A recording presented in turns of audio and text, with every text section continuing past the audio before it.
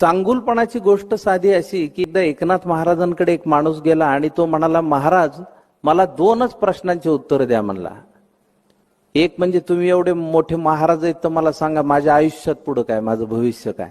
आणि दुसरा प्रश्न, लोकांनी तुमच्यावर टीका केली, तुम्हाला शिव्या घातल्या तरी तुम्ही हसतमुख कसं राहता, त्यांना कसं काही बोलत नाही. ते एकनाथ महाराज म्हणले, तुझ्या पहिल्या प्रश्नाचं उत्तर असं आहे की तुझं आयुष्य ह्याच्यानंतर 8च दिवस राहिले.